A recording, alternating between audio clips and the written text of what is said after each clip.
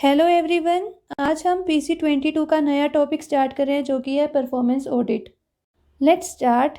आज का जो हमारा टॉपिक है वो है परफॉर्मेंस ऑडिट। तो सबसे पहले हमें टॉपिक का मतलब पता होना चाहिए कि व्हाट इज़ परफॉर्मेंस ऑडिट। जो ऑडिट होता है वो 3 टाइप्स का होता है: financial audit, compliance audit and performance audit. So performance audit is one of the types of audit. ठीक है, एक टाइप है ये ऑडिट का, क्योंकि ऑडिट के कितने टाइप्स होते हैं? 3 टाइप्स का ऑडिट होता है, जिसमें से एक टाइप है परफॉर्मेंस ऑडिट। अब परफॉर्मेंस ऑडिट का मतलब क्या होता है? It is an independent assessment और examination of the extent to which an organisation, programme और scheme operates economically, efficiently and effectively. जब किसी ऑर्गेनाइजेशन या किसी प्रोग्राम या किसी स्कीम का परफॉर्मेंस ऑडिट किया जाता है तो क्या एग्जामिन किया जाता है, क्या असेस किया जाता है कि वो ऑर्गेनाइजेशन क्या economically, effective, efficiently and effectively operate कर रही है या नहीं कर रही। जो ऑर्गेनाइजेशन की फंक्शनिंग है क्या वो इन 3 फैक्टर्स को फुलफिल कर पा रही है या नहीं कर पा रही, या किस हद तक कर पा रही है। तो जो परफॉर्मेंस ऑडिट होता है उसमें मेन फोकस किस पे किया जाता है? ट्रिपल ई पे। ये ट्रिपल ई क्या है? कि जो ऑर्गेनाइजेशन की फंक्शनिंग है क्या वो इकोनॉमिकली है, एफिशिएंटली है एंड इफेक्टिवली है, और किस हद तक है। तो मेन क्राइटेरिया क्या है इसमें टू चेक ट्रिपल ई? जो ये 3 ई हैं, इकोनॉमी, एफिशिएंसी एंड इफेक्टिवनेस, इसको चेक किया जाता है परफॉर्मेंस ऑडिट पे। सो हम कंक्लूड कर सकते हैं कि परफॉर्मेंस ऑडिट किस पे फोकस करते हैं? ट्रिपल ई पे, जो कि है इकोनॉमी, एफिशिएंसी एंड इफेक्टिवनेस। अब ये 3 टर्म्स हैं जो ट्रिपल ई में हम देखते हैं, तो इन टर्म्स का मतलब भी हमें पता होना चाहिए, तो उसको समझ लेते हैं। तो first term is economy. Economy का मतलब क्या होता है? Minimising the cost of resources used by acquiring them in due time, appropriate quantity and quality and at the best price. कि जो रिसोर्सेज लग रहे हैं, यूज़ हो रहे हैं उस ऑर्गेनाइजेशन में, उनकी कॉस्ट को रिड्यूस करना, मिनिमाइज़ करना इस तरीके से कि उनको उतनी क्वांटिटी में लेना जितनी चाहिए, बेस्ट क्वालिटी में एट द बेस्ट प्राइस। ऐसा नहीं होना चाहिए कि ऑपरेशंस करने के लिए बहुत ही पैसा खर्चा जा रहा है। जो ऑपरेशंस है ऑर्गेनाइजेशन के वो इस तरीके से होने चाहिए कि मिनिमम कॉस्ट लगे। तो मेन फैक्टर ये होता है इकोनॉमी का। जो रिसोर्सेज होते हैं कौन कौन से होते हैं कि ह्यूमन रिसोर्सेज कितने लग रहे हैं, फाइनेंशियल रिसोर्सेज और मटेरियल रिसोर्सेज। इन रिसोर्सेज को चेक किया जाता है कि इनके ऊपर कितनी कॉस्ट लगाई जा रही है। Next term is efficiency. Efficiency का मतलब क्या होता है? The relationship between resources employed and the output delivered in terms of quantity, quality and timing. तो इसमें रिलेशनशिप देखा जाता है बिटवीन इनपुट एंड आउटपुट, कि कितना इनपुट दिया जा रहा है और उसके हिसाब से कितना आउटपुट आ रहा है। फॉर एग्जाम्पल 10 एम्प्लॉयज़ किसी ऑर्गेनाइजेशन में वर्क कर रहे हैं और जो वो आउटपुट डिलीवर कर रहे हैं वो किसके बराबर कर रहे हैं? 5 एम्प्लॉयज़ के बराबर। जो उनका आउटपुट आ रहा है वो 5 एम्प्लॉयज़ के बराबर आ रहा है। तो ये क्या है? इनएफिशिएंट वर्किंग है। जो ऑर्गेनाइजेशन है वो एफिशिएंटली वर्क नहीं कर रही, उसका ऑपरेशन एफिशिएंट नहीं है। क्यों? क्योंकि जो एम्प्लॉयज़ हैं वो तो कितने हैं? 10, और उनका जो काम आ रहा है किसके बराबर आ रहा है? 5 एम्प्लॉयज़ के बराबर काम कर रहे हैं वो। तो ये तो गलत हो रहा है ना। एटलीस्ट 10 एम्प्लॉयज़ अगर लगाए हैं तो वो 10 एम्प्लॉयज़ का आउटपुट तो दें, या तो उससे ज़्यादा नहीं दे रहे, एटलीस्ट 10 एम्प्लॉयज़ का आउटपुट तो मिले। यहाँ तो कम मिल रहा है, तो ये क्या हो रहा है? ऑर्गेनाइजेशन में इनएफिशिएंट वर्किंग है। तो ये सब चीज़ें हम परफॉर्मेंस ऑडिट में चेक करते हैं। Next term is effectiveness. Effectiveness means meeting the objective set and achieving the intended results. कि जो ऑर्गेनाइजेशन के ऑब्जेक्टिव्स हैं, जो उसने ऑब्जेक्टिव सेट किए हैं कि हमें ये अचीव करना है, क्या वो उसे अचीव कर पा रहे हैं? जो उन्होंने रिजल्ट्स सोचे हैं कि ये रिजल्ट्स मिलने चाहिए, क्या उन्हें वो रिजल्ट्स मिल रहे हैं? तो इफेक्टिवनेस इस पे फोकस करता है। इफेक्टिवनेस चेक करना मतलब चेक कर रहे हैं हम कि ऑर्गेनाइजेशन क्या इस तरीके से वर्क कर रही है कि वो अपने ऑब्जेक्टिव्स को पूरा कर पा रही है, नहीं कर पा रही। अगर ऑर्गेनाइजेशन अपने ऑब्जेक्टिव्स को अचीव नहीं कर पा रही, इसका मतलब क्या है? जो ऑर्गेनाइजेशन है वो इफेक्टिवली वर्क नहीं कर रही। So effectiveness is a goal attainment concept. ये गोल अटेनमेंट पे फोकस करता है, इसलिए गोल अटेनमेंट कंसेप्ट होता है इफेक्टिवनेस। तो सीधा पूछ भी लेते हैं, इन तीनों का नाम दिया जाएगा, इकोनॉमी, एफिशिएंसी और इफेक्टिवनेस का, और फिर पूछ लिया जाएगा कि कौन गोल अटेनमेंट कंसेप्ट से रिलेटेड है, तो कौन सा होगा? इफेक्टिवनेस। तो effectiveness is a goal attainment concept. जो आउटकम्स होते हैं वो बहुत इंपॉर्टेंट होते हैं to the effectiveness of the programmes और एक्टिविटीज़।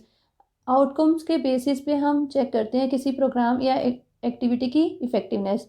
जो वो प्रोग्राम या एक्टिविटी आउटकम्स दे रही है उसके बेसिस पे डिसाइड किया जाएगा कि वो प्रोग्राम कितना इफ़ेक्टिव है या कितना इनइफेक्टिव है।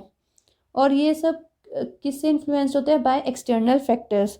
सो they require long term rather than short term assessment. इनके लिए लॉन्ग टर्म असेसमेंट की ज़रूरत पड़ती है। तो ये याद रखना, शॉर्ट टर्म असेसमेंट यहाँ पे काम नहीं कर पाती, इसके लिए लॉन्ग टर्म असेसमेंट करनी पड़ती है। परफॉर्मेंस ऑडिट क्यों करते हैं? परफॉर्मेंस ऑडिट को क्यों किया जाता है? To deliver new information, knowledge और value by providing new analytical insights. ताकि नई इन्फॉर्मेशन, नई नॉलेज शेयर करी जाए by providing new analytical insights. ऐसे ही जो एग्जिस्टिंग इन्फॉर्मेशन है वो एसेसिबल कराई जाए to various stakeholders. Various stakeholders तक जो एग्जिस्टिंग इन्फॉर्मेशन है वो पहुंचाने के लिए और नई इन्फॉर्मेशन शेयर करने के लिए। ऐसे जब ऑडिट किया जाएगा तब ऑडिट एविडेंसेस कलेक्ट किए जाएंगे और उनके बेसिस पे एक इंडिपेंडेंट व्यू होगा ऑडिटर का, एक कंक्लूजन निकलेगा। तो वो कंक्लूजन प्रोवाइड करने के लिए, एक इंडिपेंडेंट व्यू प्रोवाइड करने के लिए उस ऑर्गेनाइजेशन की वर्किंग से रिलेटेड। ऐसे ही जो मेन पर्पस होता है वो क्या होता है? To provide recommendations based on the analysis of audit findings. जब ऑडिट होगा तो ऑडिट फाइंडिंग्स होंगी, उनके बेसिस पे रिकमेंडेशंस दी जाती हैं ऑर्गेनाइजेशन को कि कैसे वो अपने ऑर्गेनाइजेशन की वर्किंग को बेटर कर सकते हैं। मेन इसका जो पर्पस होता है, to provide recommendations to the organisation how to improve their working on the basis of analysis of audit findings. जो ऑडिट में फाइंडिंग्स होंगी उसके बेसिस पे एनालाइज किया जाता है और फिर ऑर्गेनाइजेशन को रिकमेंडेशंस दी जाती हैं कि कैसे वो और बेटरमेंट कर सकते हैं, क्या क्या इम्प्रूवमेंट की ज़रूरत है उन्हें, वो सजेस्ट किया जाता है उन्हें। जब ऑडिटर परफॉर्मेंस ऑडिट करता है तब वो दो क्वेश्चंस के आंसर ढूंढ रहा होता है। और ये दो क्वेश्चन कौन से हैं? First question is, are things being done in the right way? क्या काम सही तरीके से हो रहा है? जब वो इस क्वेश्चन का आंसर ढूंढ रहा है मतलब वो क्या चेक कर रहा है? उस ऑर्गेनाइजेशन की इकोनॉमी एंड एफिशिएंसी, कि वो ऑर्गेनाइजेशन क्या इकोनॉमिकली और एफिशिएंटली वर्क कर रही है। Second question, are the right things being done? क्या सही काम हो रहा है? जब वो इस क्वेश्चन का आंसर ढूंढ रहा है तो मतलब वो क्या चेक कर रहा है? उस ऑर्गेनाइजेशन की इफेक्टिवनेस। देखो इसमें क्या वो चेक कर रहा है कि क्या सही काम हो रहा है। अगर सही काम होगा तभी तो ऑब्जेक्टिव्स पूरे होंगे, जो ऑब्जेक्टिव्स अचीव करने हैं तभी तो अचीव किए जाएंगे। और इफेक्टिवनेस का मतलब भी यही था, मीटिंग दी ऑब्जेक्टिव सेट। तो जब वो ये चेक कर रहा है are the right things being done, तो मतलब वो क्या चेक कर रहा है? इफेक्टिवनेस। तो ये दो क्वेश्चन आपको पता होने चाहिए। फर्स्ट क्वेश्चन में वो चेक कर रहा है क्या काम सही तरीके से हो रहा है, मतलब वो क्या चेक कर रहा है? Economy and efficiency. और सेकंड क्वेश्चन में वो क्या देख रहा है? क्या सही काम हो रहा है, यानी कि वो क्या चेक कर रहा है? Effectiveness of the organisation. Important है, आपको दोनों क्वेश्चंस का डिफरेंस क्लियर होना चाहिए। एक में वो चेक कर रहा है कि क्या काम सही तरीके से हो रहा है और दूसरे में वो चेक कर रहा है क्या सही काम हो रहा है। तो ये क्लियरिटी आपको होनी चाहिए। जो परफॉर्मेंस ऑडिट होता है उसे हम वैल्यू फॉर मनी ऑडिट भी कहते हैं, क्योंकि इसमें 3E फैक्टर्स को चेक किया जा रहा है। तो इसीलिए जो परफॉर्मेंस ऑडिट है वो क्या है? वैल्यू फॉर मनी ऑडिट है। ठीक है, ये आप याद रखना। कौन सा टाइप का audit value for money audit भी कहा जाता है? परफॉर्मेंस ऑडिट को हम वैल्यू फॉर मनी ऑडिट भी कहते हैं। और परफॉर्मेंस ऑडिट का मेन ऑब्जेक्टिव तो हमने देख ही लिया, to promote economical, efficient and effective governance. First main objective तो परफॉर्मेंस ऑडिट का क्या है?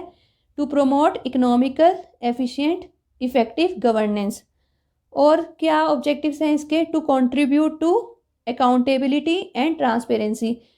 जो गवर्नमेंट ऑर्गेनाइजेशंस हैं उनमें अकाउंटेबिलिटी और ट्रांसपेरेंसी लाना, ये भी इसका ऑब्जेक्टिव ही होता है। मेन ऑब्जेक्टिव तो है economical, efficient and effective governance promote करना। साथ के साथ ये किस में भी कंट्रीब्यूट करता है? For the transparency and accountability. साथ के साथ ये और किस पे फोकस करता है? On the equity and ethics. तो जो परफॉर्मेंस ऑडिट है ये आपको ध्यान रखना है, it also focuses on equity and ethics and it also contributes to accountability and transparency. जो ऑडिट ऑब्जेक्टिव होता है वो 3 टाइप का हो सकता है। It can be descriptive, normative and analytical. Audit objective could be descriptive, normative and analytical. जब audit objective descriptive हो तो मतलब क्या देख रहे हैं, हाउ आर द थिंग्स, काम कैसा है, उसमें ये चेक कर रहे हैं। नॉर्मेटिव में क्या हो रहा है, are things as they ought to be, क्या काम वैसा है जैसा होना चाहिए। एनालिटिकल में क्या चेक हो रहा है, why are things not as they ought to be, कि काम वैसा क्यों नहीं है जैसा होना चाहिए, कि डेविएशन क्यों है, जैसा होना चाहिए वैसा क्यों नहीं है। तो ये चीज़ें आपको याद रखनी है। परफॉर्मेंस ऑडिट में 3 टाइप के ऑडिट ऑब्जेक्टिव हो सकते हैं, it can be descriptive, normative and analytical. Performance audit में 3 टाइप की ऑडिट अप्रोच यूज़ की जाती हैं। कौन कौन सी, problem oriented, result oriented and system oriented. तो 3 टाइप की ये ऑडिट अप्रोचेज हैं जो परफॉर्मेंस ऑडिट में यूज़ कर सकते हैं। तो इनका मतलब जान लेते हैं। First one is problem oriented approach. नाम से ही पता लग रहा है, इस ऑडिट अप्रोच में एक पर्टिकुलर प्रॉब्लम पर फोकस किया जाता है कि ये प्रॉब्लम क्यों हुई, उसको पूरा एनालाइज करते हैं कि अगर प्रॉब्लम हुई है मतलब जैसा चाहिए था वैसा नहीं हुआ तो ऐसा क्यों हुआ, कि ये डेविएशन क्यों हुई, ये सब कुछ इस अप्रोच में एनालाइज किया जाता है। एक पर्टिकुलर प्रॉब्लम का कोज जानने की कोशिश की जाती है कि ऐसा क्यों हुआ, सब कुछ एग्जामिन करते हैं और वेरीफाई करते हैं। Second approach is result oriented. नाम से ही क्लियर हो रहा है, जो ये ऑडिट अप्रोच है ये किस पे फोकस करती है, ऑब्जेक्टिव्स पर, कि जो आउटपुट है, जो आउटकम है वो क्या जैसा चाहिए था वैसा है, जो ऑब्जेक्टिव सेट किए थे क्या वो अचीव हो पा रहे हैं, यानी कि जो प्रोग्राम्स और सर्विसेज हैं, जो एक्टिविटी है जैसे चाही थी वैसे वो काम कर रही है, जो उसे ऑब्जेक्टिव अचीव करना था क्या वो ऑब्जेक्टिव अचीव कर पा रही है, जैसे रिजल्ट्स चाहिए थे क्या वैसे रिजल्ट मिल रहे हैं। तो इस अप्रोच में किस पे फोकस किया जाता है, मेनली फोकस किया जाता है ऑब्जेक्टिव्स की अचीवमेंट पर। Last one is system oriented approach. इस ऑडिट अप्रोच में हम जो ऑर्गेनाइजेशन का मैनेजमेंट सिस्टम है उसकी फंक्शनिंग पर फोकस करते हैं। तो जो मैनेजमेंट सिस्टम का फंक्शन है वो कैसा है उसको पूरा एग्जामिन किया जाता है इस ऑडिट अप्रोच में। ऑडिट को 2 पर्सपेक्टिव से कर सकते हैं और ये 2 पर्सपेक्टिव कौन कौन से हैं, top down and bottom up. In 2 perspectives में क्या डिफरेंस है ये हमें पता होना चाहिए। जो टॉप डाउन पर्सपेक्टिव होता है उसमें ऑडिट मेनली फोकस किस पे करता है, लेजिस्लेचर एंड सेंट्रल गवर्नमेंट, यानी कि जो ऑडिट का मेन फोकस होता है वो किसकी रिक्वायरमेंट्स पे होता है, लेजिस्लेचर और सेंट्रल गवर्नमेंट की। लेजिस्लेचर और सेंट्रल गवर्नमेंट की ऑब्जेक्टिव्स, रिक्वायरमेंट्स और एक्सपेक्टेशंस को ध्यान में रख के ऑडिट किया जाता है। लेकिन जो बॉटम अप पर्सपेक्टिव है इसमें मेन फोकस किस पे होता है, पीपल एंड कम्युनिटी पे। जो ऑडिट है वो मेन फोकस किस पे करेगा, पीपल और कम्युनिटी की प्रॉब्लम से रिलेटेड जो भी चीज़ें होंगी उस पे वो मेन फोकस करेगा। आज के लिए इतना ही था। आई होप आपको समझ आया हो। जो परफॉर्मेंस ऑडिट की गाइडलाइंस हैं आप साथ साथ उन्हें पढ़ लेना ताकि आपको ये टॉपिक अच्छे से समझ आ जाए और क्वेश्चंस भी ट्राई कर लेना। और नेक्स्ट वीडियो में हम यही टॉपिक कंटिन्यू रखेंगे। आप चैनल सब्सक्राइब कर लेना ताकि आपको अपकमिंग वीडियोस का पता लग जाए। Thank you.